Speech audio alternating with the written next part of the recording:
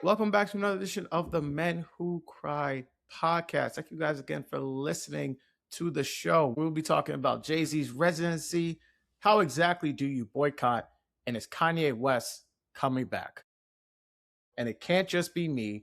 I had to bring back returning guest, one of my favorites, Armon Sadler, is back with us to talk probably the greatest summer in New York men's life. How are you doing today, sir?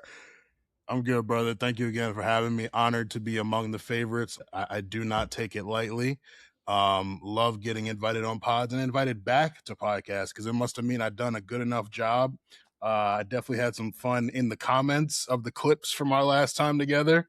So I think this one might be even more incendiary based on who and what we're talking about. So I look forward to those exchanges. And yeah, just looking forward to talking about these topics. Yeah, man. And listen, I've said it a lot of times. If anything comes from these pods organically that gets people talking, I love it. I'm just not one to be up here being like, you know who I hate? Black women.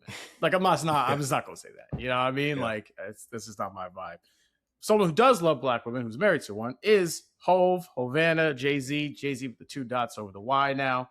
Has his essentially what I feel like is essentially his Bruce Springsteen moment. 3 sold out shows at Yankee Stadium over the last couple of weeks.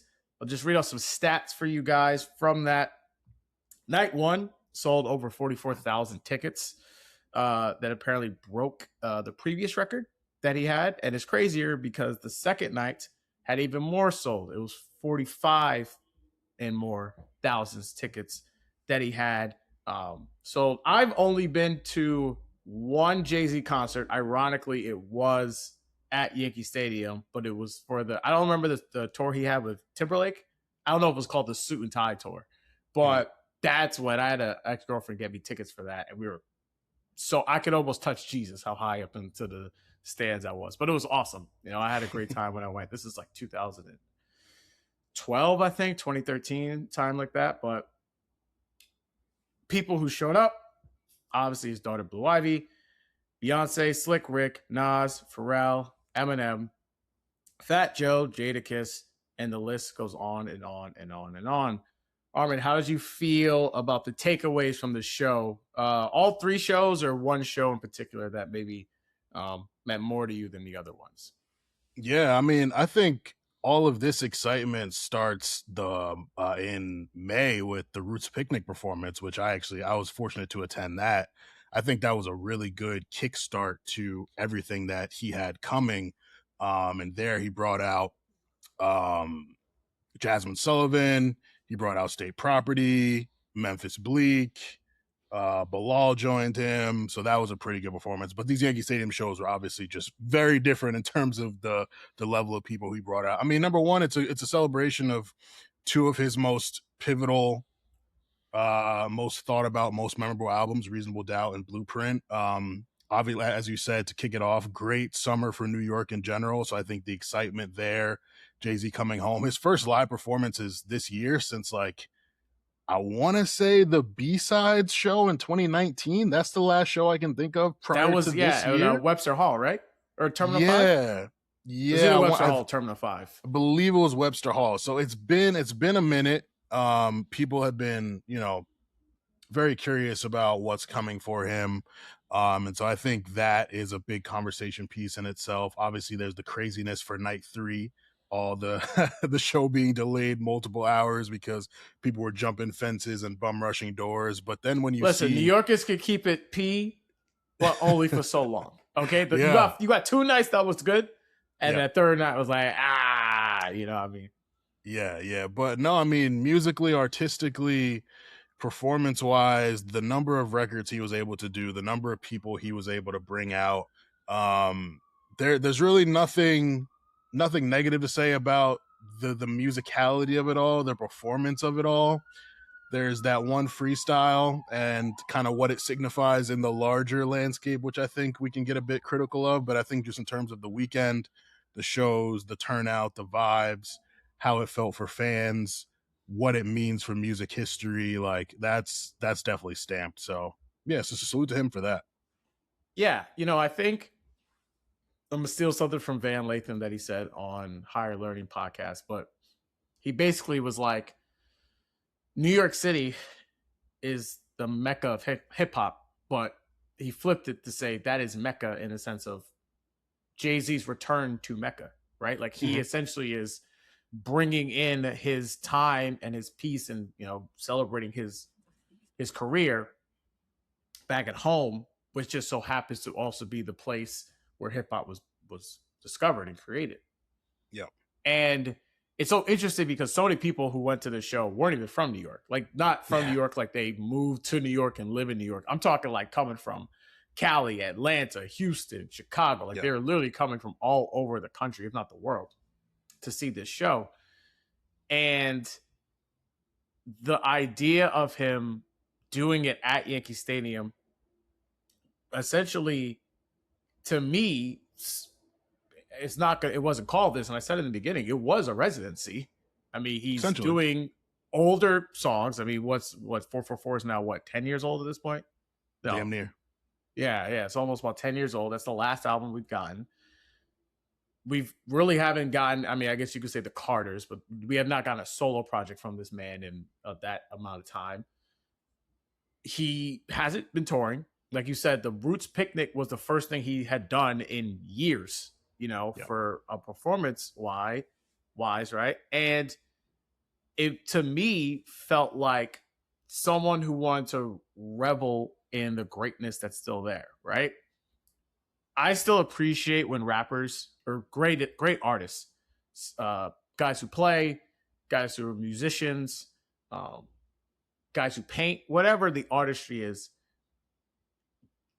go where you are ultimately celebrated and do the thing that you are loved to where the celebration is so palpable that, like, you know, neither of us went to the show, but I know the feeling of what happened, right?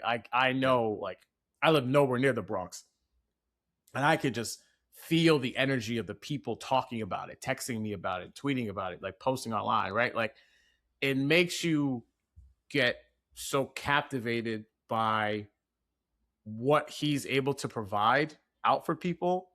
And it really is like to me, a point of order of this is hip hop's godfather. You know, like we know there are rappers who are older than Hove who were out before Jay-Z.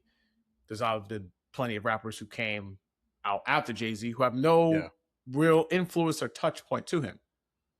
Yeah. But the idea of being the standard bearer of what hip hop is, not just in New York, but just overall, can't be taken away. So I think a moment that he had having those 3 shows, and especially, you know, because let's keep it a buck, he could have done all these songs by himself, right? For sure. He didn't have to bring all these people out, but all these people who are megastars in their own right came out and supported him in that moment. And I think that was the biggest takeaway that I had from the entire showcase of the three nights, of which I was not there for. But yeah, he's truly one of the last few event artists that we have left.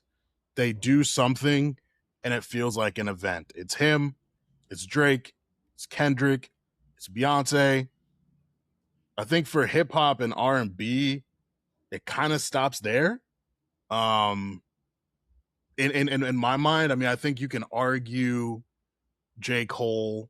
You can argue. I think you can Future. argue Rihanna. Yeah. I mean, she hasn't done anything in so long that it's like she literally said on stage that I had to apologize. I have not been on stage in years.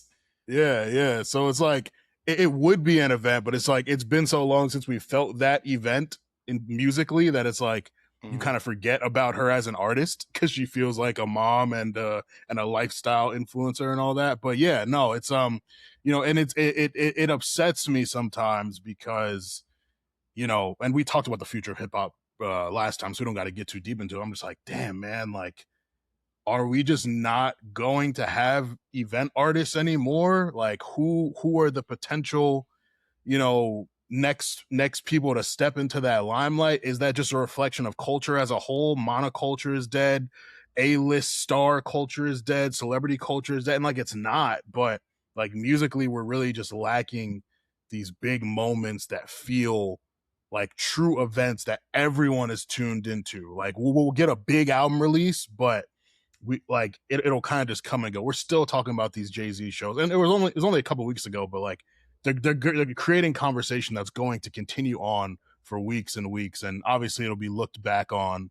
years from now as well. And I think you can say the same for Beyonce every time she drops an album. You can say the same for Drake, what he did with Iceman, everything he does. Kendrick, obviously 2024 to now, and what he does next. Like those four really understand how to make an event in a variety of ways. Yeah, and I think you kind of hit the nail on the head with it as far as the reason why we can't have these things again. I think we in general don't allow those things to happen, right? Because for one reason I think is key is we don't allow for there to be mistakes. I mean, imagine an artist came out right now and let's say their fourth album was, let's say they have great, first three albums are great, but their fourth album was Kingdom Come. Like, and mind you, I've had this argument with people for a long time. I do not think Kingdom Come is a bad album. Do I think it's a great album? No. Do I think it's a bad album? No.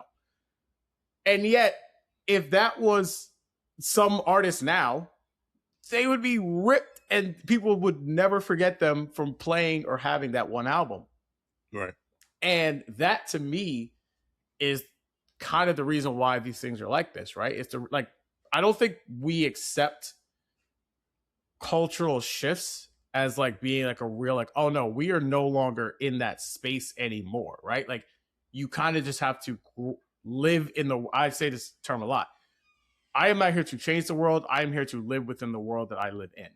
And so I very much see this happening where I don't think anyone will ever be able to even approach that because you're getting kind of pushed from both sides. You're getting the older generation who's like, there will be no one who will be ever discussed in the same breath as put in your artist here.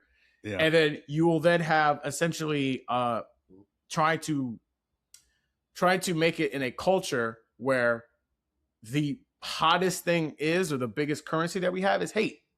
And so you essentially are constantly being pulled and pushed by two different sides that I just don't think we'll ever be able to have like a moment like this, unless I take that. The only way, I always say this, the only thing, and I've said this for every artist that it's happening to, and I stand by it, death. Death is the ultimate, like, we love this guy now. It is there. I love Mac Miller. Mac Miller is my guy. We're the same age. I listen to his music from when he first came out. I can tell you Mac Miller had some bad albums, like a couple of bad albums. Like I would say, start to really turn the corner with his last couple albums. But once he died, the amount of love, and these are classic albums, these are great, real puffing their chest out. Yeah. Never once had those conversations when he was alive. And unfortunately to me, that's just kind of the way it is, because they're no longer here. I guess you don't really see them be able to fall. So yeah, that was a real long way to kind of contextualize what you were talking about. It's a great point. I remember having that conversation about Notorious B.I.G. several years ago in college with my boys. They were like, we never got to see him have that natural fall off, that natural regression. So it's like, you can talk about him as a GOAT now for what he was able to do up until he passed, but if he had a longer career, would he have been the GOAT as many think he did, or would he have had a natural kind of that album really wasn't it? That feature, oh, you're trying to do pop stuff, or you're doing too many, things across genres. Like, we never really got to see it. So yeah, that's a great point. I think about that with Nipsey. I think he was starting to make that turn commercially when he dropped Victory Lap, but then 2019 came and people were talking about him as if he was Tupac himself. And I don't want to take away from what he did regionally. I don't want to take away from the information he gave out on finance and literacy and all that. Like, he was doing great things in Cali. He stood for great things as a man, but like musically, man, like aside from Victory Lap and a couple mixtapes, like the way people talked about him, you would have thought he was the second coming of, Jesus Christ himself. And that's no disrespect, because I like Nipsey too. I love Victory Lap. I don't want anyone to take that the wrong way, but that is a natural thing that happens. So that's a great point you made. Yep. Speaking of death, or just bars that were killing people to death. This debate got re-sparked up online, and I found it now like interesting because I remember when the Blueprint came out. Mm-hmm. I wasn't really old enough to listen to the full album. I listened to it since. But I remember hearing Renegade as a kid. And I think when I heard Renegade was around the same time, because 8 Mile came out the next year. Right. And I remember hearing Renegade right after I watched 8 Mile. And I was already like, oh, because it's one of those things as a kid. I don't know how your hip hop experience was as a kid. Mine was basically I'd have put my ear through a cup, through a string with a cup playing music. That was not allowed in my house. So anytime I heard hip hop, it was through like a friend or, someone else had it. And someone had like a burn disc. And I remember listening to it and someone was like, oh, this is a Jay-Z song. And I heard Jay-Z before because I heard him on the radio. And I was like, okay, this song's kind of fine. And like, you obviously don't know who the features are. You're listening to this for the first time. And I was like, it almost made my mind blow up because I was like, wait, Jay-Z and Eminem are on a song together? This is possible? And I heard Renegade and I was like, this is fucking incredible. And I remembered like the general consensus, at least in my maybe neck of the woods, was like, Eminem killed this guy. And now I find it that, we are not in a rational thinking world anymore, but that people are now saying that, no, actually Jay-Z had the better verse and Eminem had this kind of like, it wasn't as good as I think people are trying to remember to. To me, that is a very interesting revisionist history of how we are like remembering this. This is to me also the conversation of Takeover versus Ether. I understand people who think Takeover is a overall lyrically better diss record. Diss records are not about verses. Diss records are about how it made you feel. Very simple. And I feel like this is kind of how this conversation is now being had with Renegade. So I'm curious, what are your thoughts on that? Yeah, I think history is. I don't have like a poignant quote for this, but like history favors those who like have the longevity. Like Eminem still doing his thing to this day, still rapping, still selling well. Musically, culturally, he's not as important. Jay-Z is still very much so a cultural icon, a cultural hero. So people kind of shift the margins for him as well.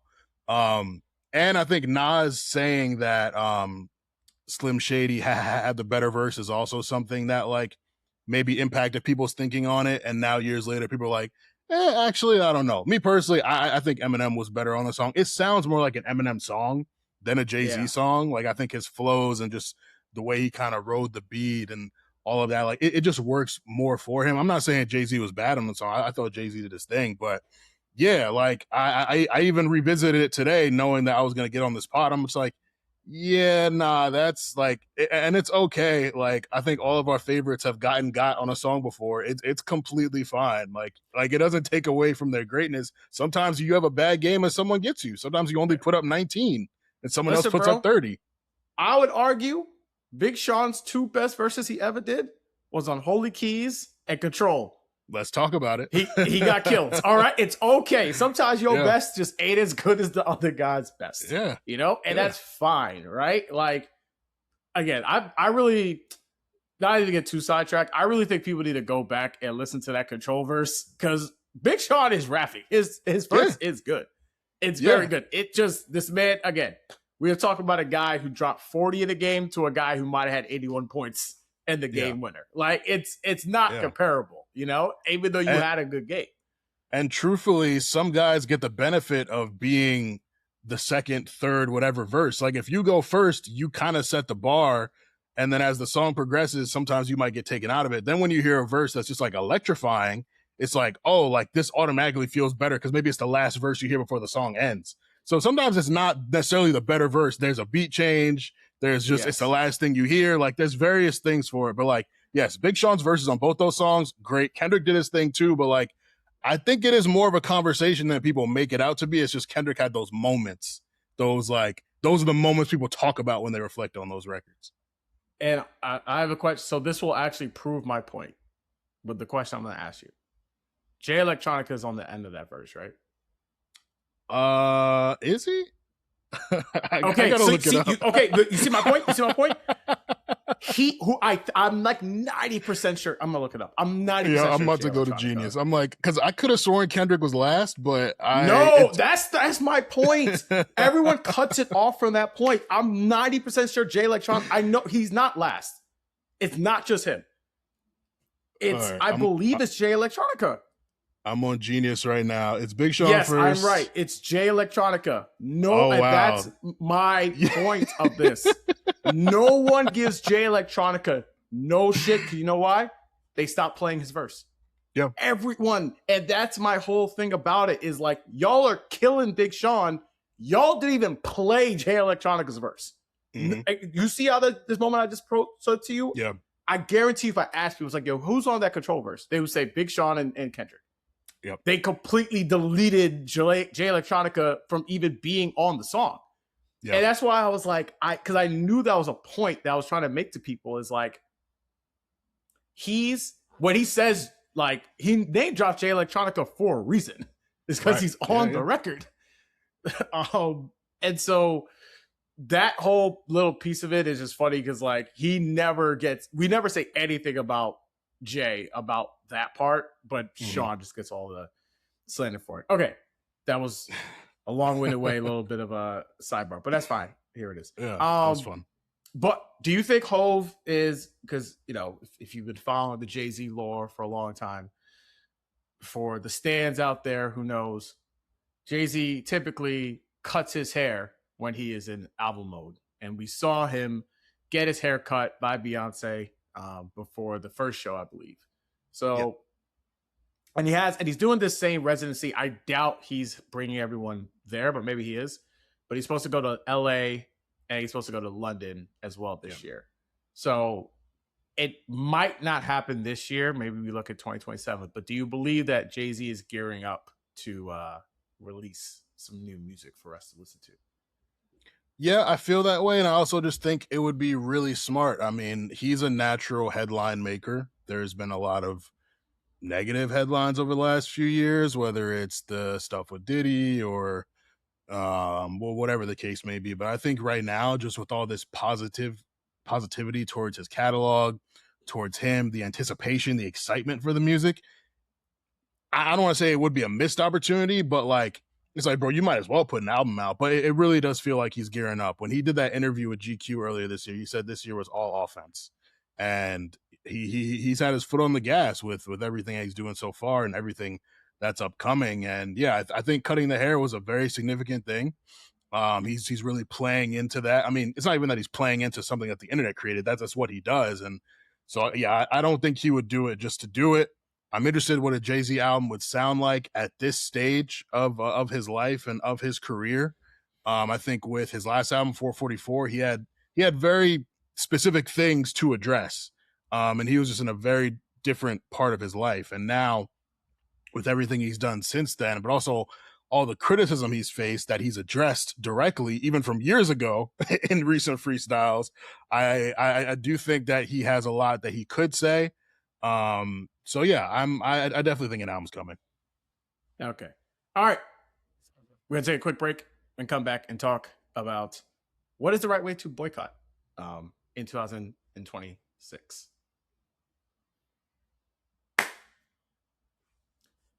All right, we're back. Talking about boycottings, and why we're talking about boycottings because Jay-Z told you that you're a hypocrite if you do it. So, for one of his freestyles during the concert series, Jay-Z spoke about him giving exclusive vinyls to Target. Now, this is not surprising. If you are aware of this, Jay-Z has essentially, I believe, I don't know if he's done a deal with every single, like not every album, but recent albums, some album he has. The most famous one I can remember is Magna Carta with the Samsung phone. If you guys don't remember, this was 2013, I think. Yep. When he made Magna Carta, Holy Grail, or just a Magna Carta album. You got the album downloaded if you bought a specific Samsung phone that cost like $100, whatever back then. And there's always been some type of dealings that Hove has had typically with some of these most recent albums. And it's no different because he's doing that with Target, where he's doing these exclusive vinyl sales for the reselling of The Blueprint for 25 years and Reasonable Doubt, which is 30 years. My question more is, do you think Jay-Z is actually right in his criticism of what he feels like is people being hypocritical with criticizing him? I think it would be a good point if he wasn't getting called out first. Like it feels like deflection. It's like people call you out for doing something, working with a company that's rolled back all their DEI initiatives.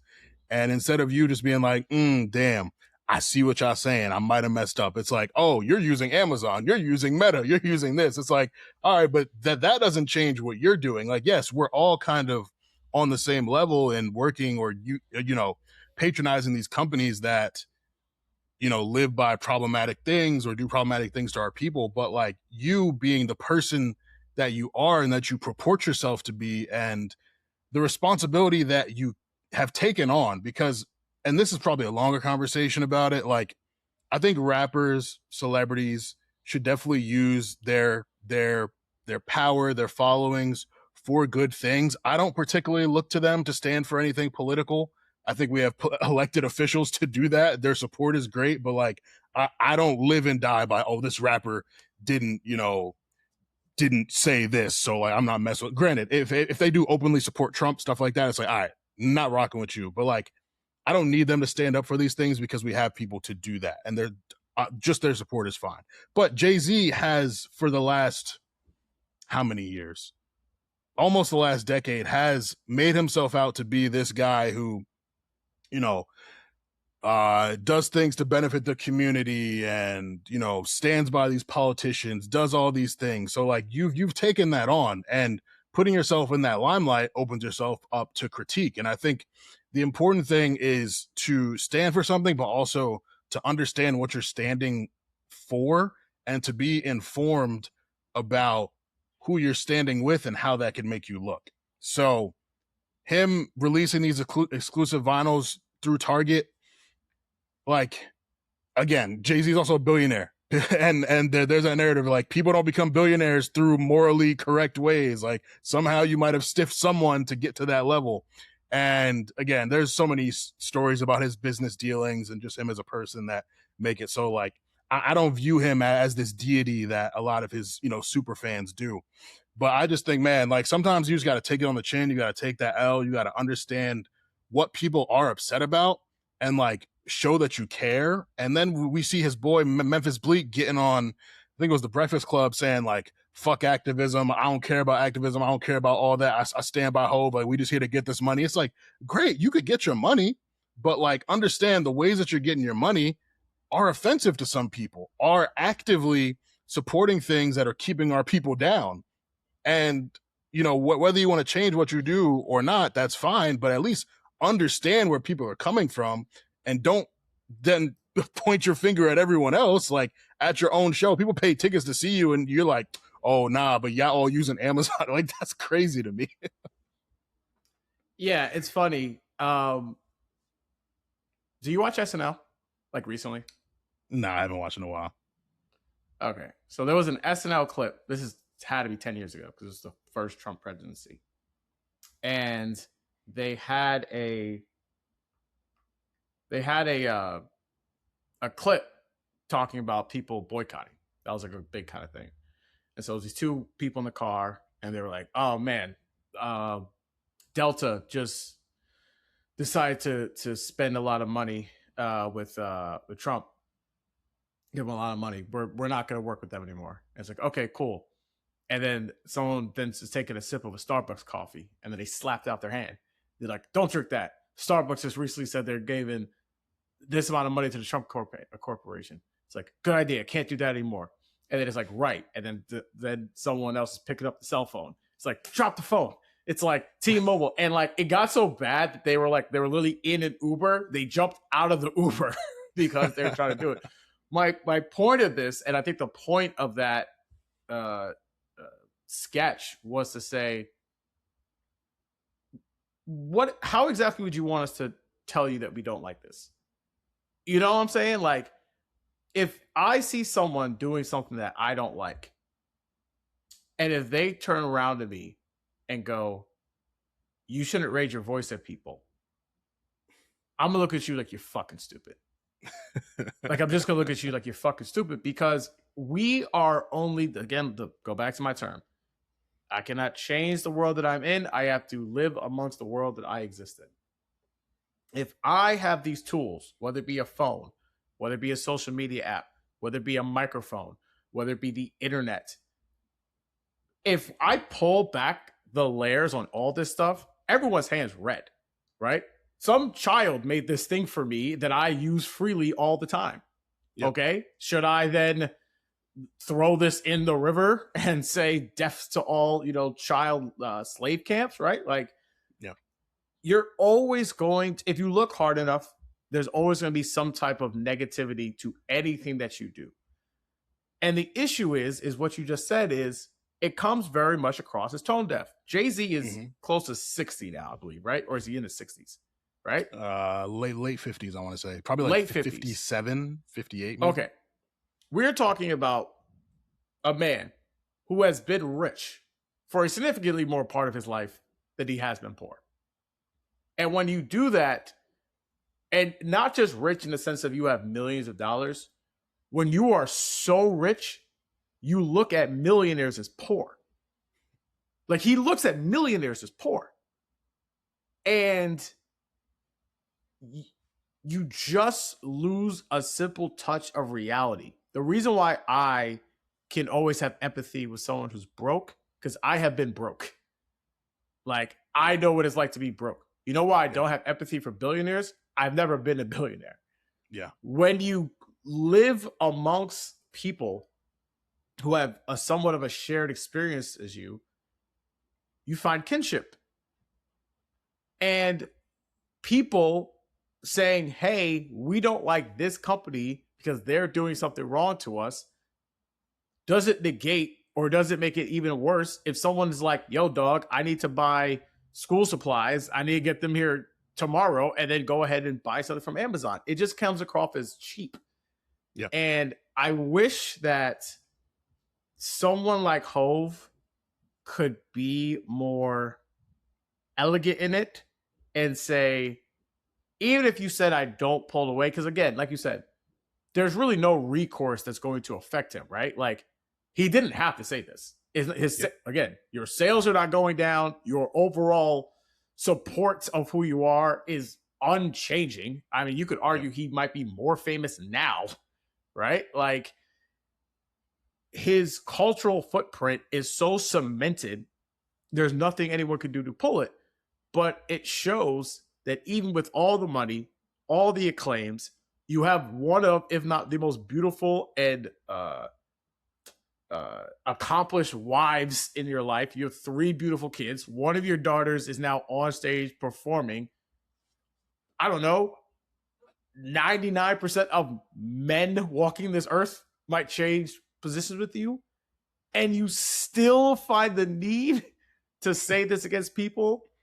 It just shows, I think, in one way, that we are all still human. We are still all somewhat affected by the criticisms of our, maybe not peers, but people in our orbit, right? Like, these are essentially people who, I don't believe any of these people weren't Jay-Z fans, or at least have some love or support from him. And it can still cut through all of that. So I just felt like overall it was just handled in poor taste. And I just don't necessarily think it was something that I think, looking back, he'd probably be, love the reaction that he gave. Yeah. Also, I sorry. agree. Last thing I was going to say is, the last part of it was kind of stupid, because he's like, Google owns YouTube. I'm like, dog, who doesn't know that?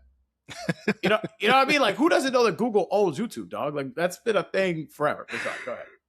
No, yeah, I agree. He's, him saying this year was all offense very much so came across as reactionary to him having to be on defense these last few years. He's clearly very gotten to. We know he's online. We know about the Jay-Z burners. He's addressing in the Roots Picnic freestyle. He addresses Tory Lanez and his dad from 4 years ago. Like he's addressing Dame Dash some more. He's addressing Nicki Minaj and her Twitter rants. Like a lot of things that like any normal person, like if like let's say I came to you and I'm like, yo, this person's getting at me on Twitter, you'd be like, bro, just block them and ignore them. Like, and obviously Yeah. I'm not a famous rapper who's headlining a festival, so I don't have that platform to go out there and give a response that the whole world's gonna be talking about. But it's just like it's just certain things he's responding to that just like kind of ruin his mystique a little bit. And it's interesting because you talked about him being the godfather of hip hop earlier, and I think his longevity, his influence, his wealth, the positions he's gotten himself into absolutely make that true. And there are all these narratives about him pulling strings behind the scenes, like all those like memes, like the text messages, like this is Hove, like you know that's a real thing people believe. This is Hove is the funniest meme of all time. It's great, this but is Hove. but it's a real thing. Like people really live and believe like he can really stop anything from happening. And so then when you're getting on this stage and you're clearly showing sensitivity, it's like, well, one, that's something we should understand because like you said, we're all human. No matter how rich you are, no matter how much you have, things do get to you. But there's so much power in silence. Like there's that Drake line, you know, a wise man once said nothing at all. Obviously Drake has not fully lived by that, but it's like, there are just certain things that just like, it feels like he's punching down at us, at artists that are beneath him. And I understand it's hip hop. So it's like, if someone engages with you, you engage, but no one's really been rapping at him besides Drake. Everything else is tweets, Tory Lanez' dad ranting to the media, all these interviews Dame Dash is doing on the what's that platform? I don't even know the where platform. He's doing it. Yeah, but it's just like it's things outside of music, and then you're bringing them into the music, and you kind of give yourself that shield of this is artistic expression, and it is so impactful for people at a show who are going to hear Reasonable Doubt or Blueprint. Then you break out into something new, but then when you really sit and break down the lyrics and think about what he's talking about, it's like, why are you as Jay-Z addressing this? Like this, in my mind, and who the fuck am I? This just shouldn't be really worth your time. So, yeah. Yeah, you would think it wouldn't be worth his time, but at the same time, he still has made time for it. All right, another quick break. Coming back with the last topic of the show, which I think will be the most interesting topic of the show for the episode. Okay, one of the people who I had a conversation with a friend, or it wasn't just a friend, it was a group text of ours, and we were talking about who we think we're going to show up. And my main person was like, Rihanna showing up. Everyone's like, nah, Rihanna's not showing up. I'm like, brother, Rihanna damn near lives in New York. She gonna show up for this one time. If there's ever a time that she's gonna show up, she gonna show up. And lo and behold, she showed up. And, you know, there were a lot of other predictions, obviously things that people got wrong. My friend was adamant. He bought a ticket for Sunday show. He was like, Ye's coming out. I was like, I don't think Ye's coming out, bro. He was like, nah, bro, Ye's coming out.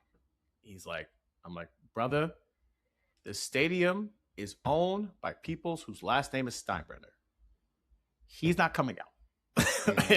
So we had this like back and forth. Obviously, he doesn't come out. But the reason why I bring this up is because I feel as if Kanye is slowly but surely warming his way back up to become culturally relevant, the thing that we try to express, right? There's a thing between doing shows. He just did a show in Tampa a couple of days ago, or a couple of weeks ago, rather. He obviously did his show in LA. He is still selling records and selling tickets, rather. But he has not, I think, crossed back into that Rubicon of being culturally relevant. But you see things like Kanye or Kid Cudi just tweeting out saying that, you know, we've talked before and there's a possibility we might, you know, work together. The shows I just mentioned before. Do you think that Kanye is sooner rather than later going to come out? Mind you, this is a man who dropped an album this year. Um, do you think that this man is slowly but surely being positioned back to becoming the Kanye West of old? No, no, I don't think he'll ever get back to that. I think too much damage has been done. And he has a very forgiving fan base of like the older generation, but also these new fans who really like Kanye. Like they're very forgiving. But I think like with the Hove thing, it never crossed my mind because he said stuff about Hove and Beyonce's kids. Like it's a lot of things you could say about someone that they'll get over. You talk about my kids or anyone in my family, it's real different. We're gonna need some time before we even get close to reconciling before you come on stage with me. Like the moment is not worth overlooking you coming at me in that way. But I think for Kanye to be positioned to where he was, these big corporations would have to be willing to back him. And just months ago, we saw the whole thing with Wireless Fest, where he was supposed to headline, and then Pepsi pulled out. And if Pepsi pulled out, all the other smaller sponsors will pull out, and like it was too much of a risk for them. So Wireless said, "Oh, nah, it's over."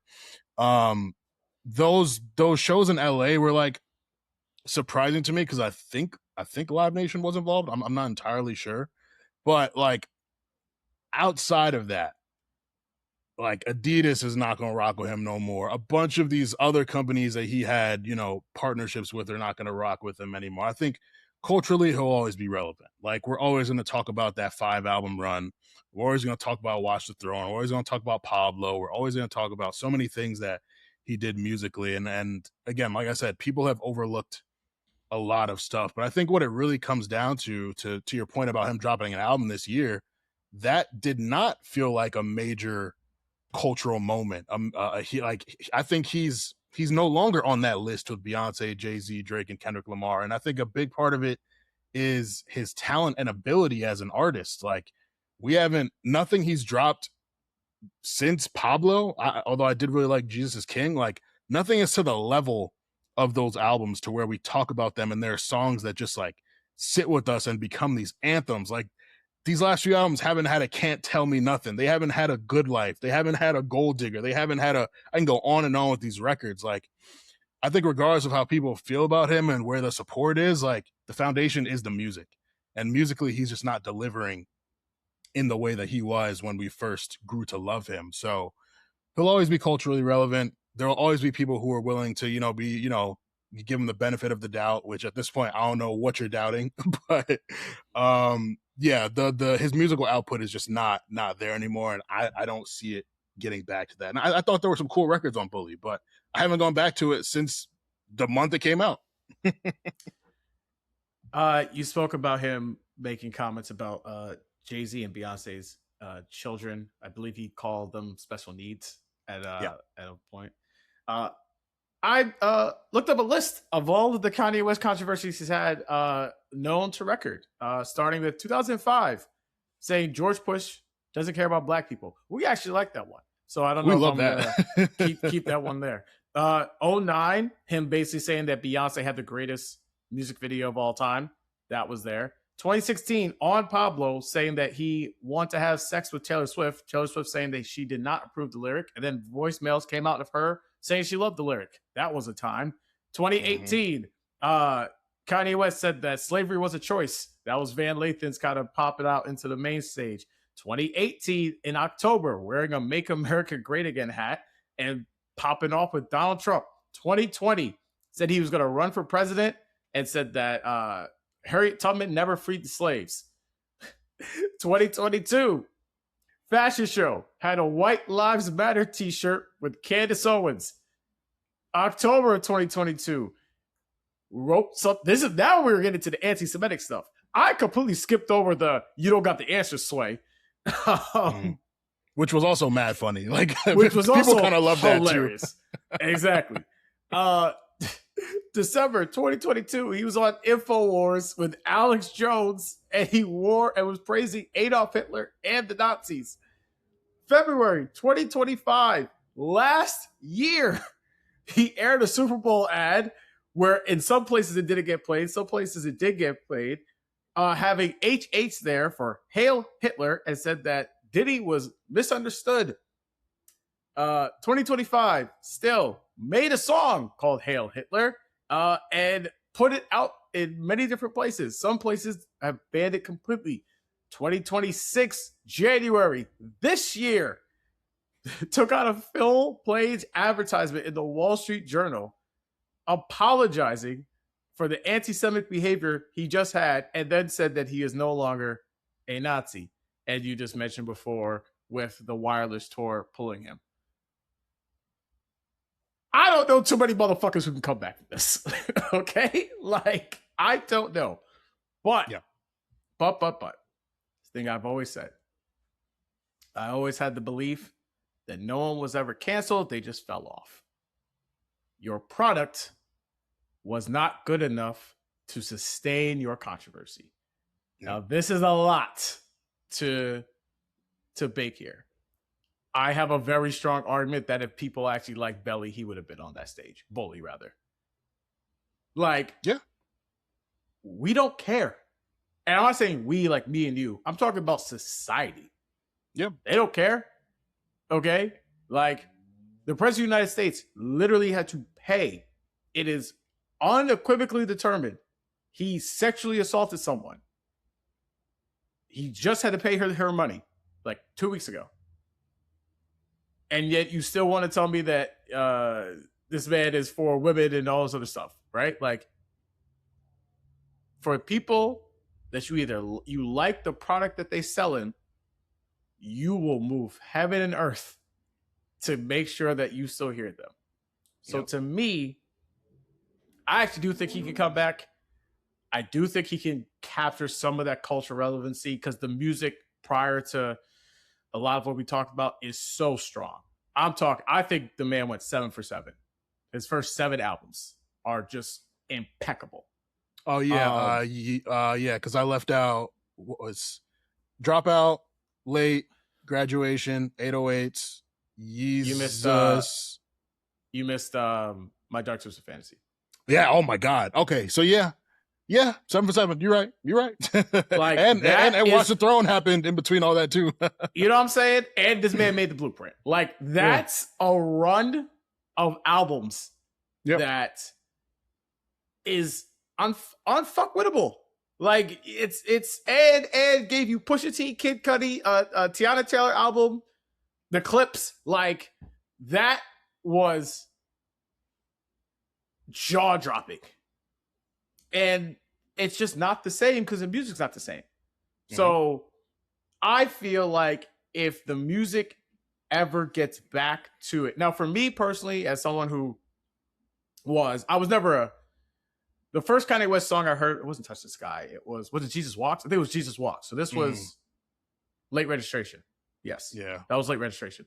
So like in the very early cuts of the Kanye stuff. But Kanye was my guy forever until we got to the MAGA stuff. I was like, you know what? I'm out of this.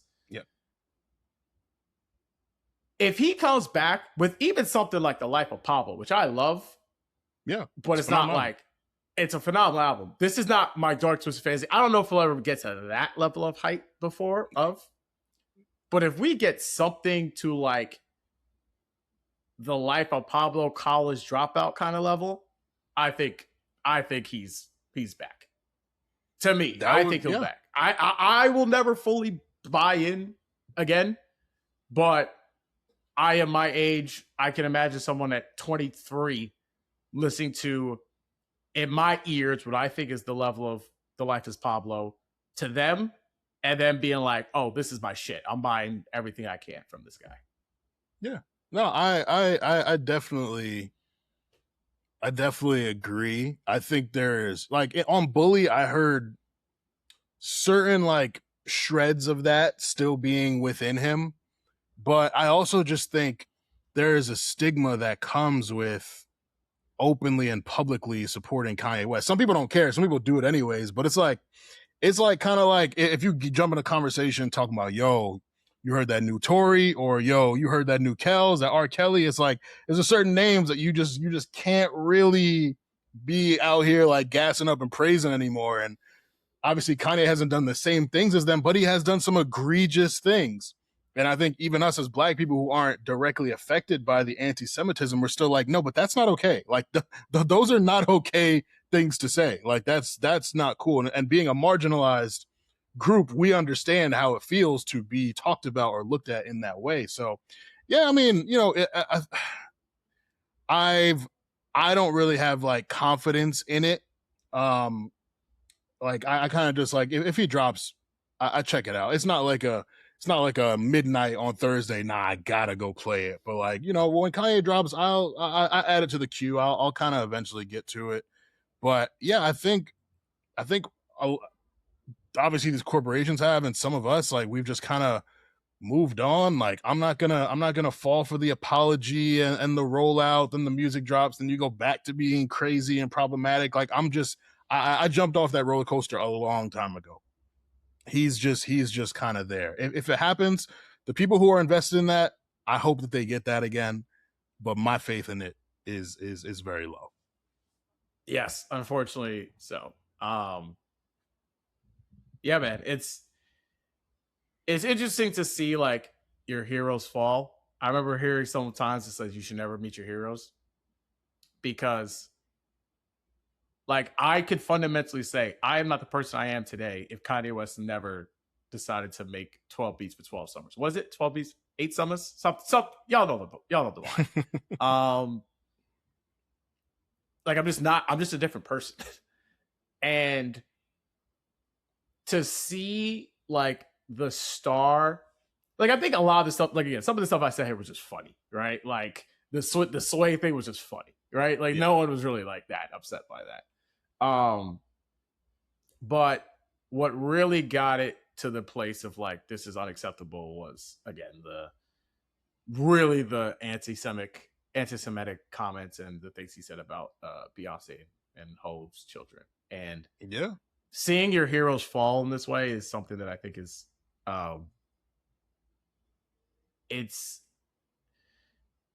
it is an interesting thing to look about on life because you almost have to just let these things just go. You know, you can't even really, but what if they do? It's just, you kind of just got to let it be, you know, unfortunately. Yeah. And it also gets into the ongoing conversation of separating the art from the artist, which some people are capable of, some people are not. I kind of treat it case by case. Like Jay-Z, the artist, is one thing. I love Black Album.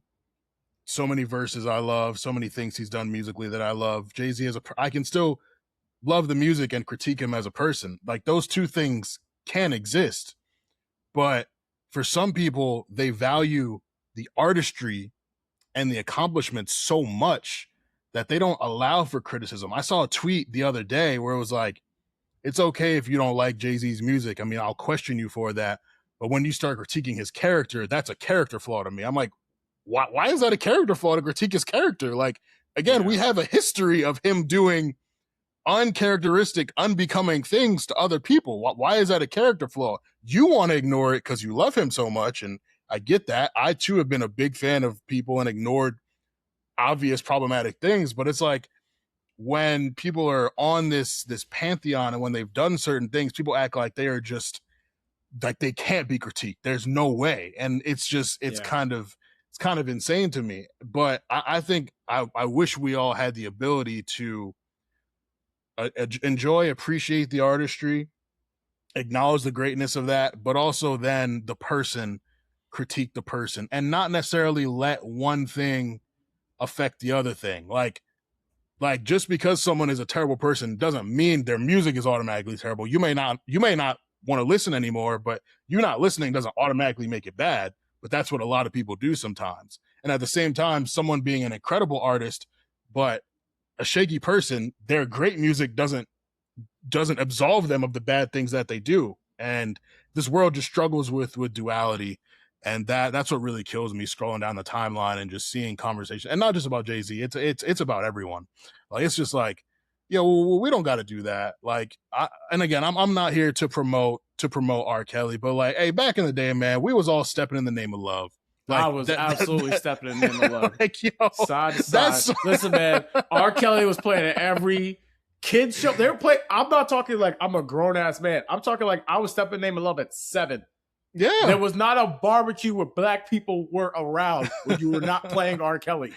This was after peeing on all the tapes came out too. Yeah, we overlooked some crazy stuff because that man was still churning out hits. Now that he's not really putting any music out, all we have to focus on is the bad things, and rightfully so. Terrible guy, put him under the jail, go to the 9th circle of hell, all that. But like that does not mean that I'm a Flirt is suddenly a bad song, or Ignition remix is suddenly a bad but that's what people do. That's what people do when you are in the spotlight and you're viewed negatively. It allows people to change the narrative around you, and it's a very irresponsible thing to do, and it shows how fickle this culture is. Which why the word culture and the kind of governing body of culture kind of bothers me a little bit, because like they flip-flop so easily and like will ignore everything you did in the past if one bad thing, like it's just like it's a real nasty time, man.